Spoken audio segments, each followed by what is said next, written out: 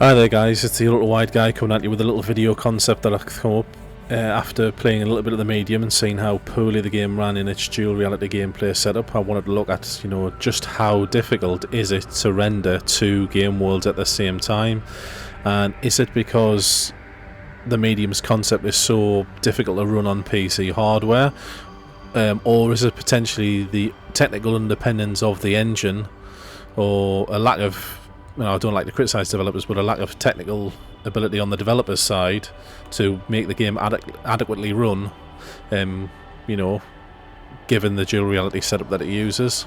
So I managed to find two games that work together, which is quite difficult, because a lot of the games tend to crash each other when you're trying to run them both at the same time. But I've got Dawn of War 3 and The Division 2, both running at 1920 by 1080, and as you can see on both of those, there we go, 1920 by 1080, and then I am running both games at it says custom there, but it's actually running at ultra settings, and the only reason it's saying it's custom is because I put a frame rate limit in place to limit the Division 2 to 90 FPS, and that was mainly to give a little bit of GPU headroom, keep that available for something for Warhammer to run on, because if you're focused on one particular window, Windows tends to prioritize that window. So if you have the graphics, if you don't cap the frames on one of the games, then obviously this, the Division 2 would run at the max, Warhammer would tank. So I've left a little bit of headroom on there, set that to 90 FPS, and I'm going to fire up the benchmark there now for the Division.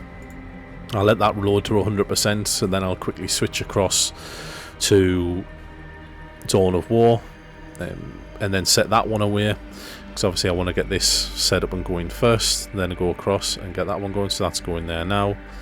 Run the performance tools, so you can see Division instantly tanks, and then we'll set that away, switch back to the Division, and then the frame rate comes back up. Warhammer doesn't really suffer from that scheduling, bizarrely, for some reason. I don't know whether it's because the game is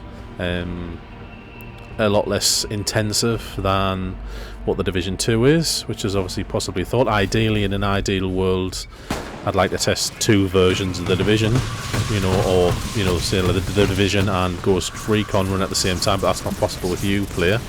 So obviously it only lets you run one of their games at the same time, and like I say, it was difficult to find any games that would run together. Ideally on a virtual machine it would be a lot easier, but obviously I don't have one set up.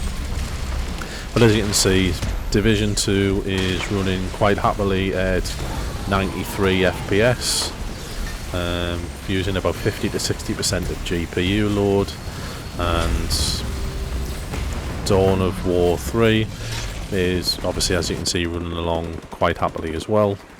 That test just came to an end. Division's obviously still just running 90 FPS, and then we'll wait for the result to Dawn of War 3 to come in.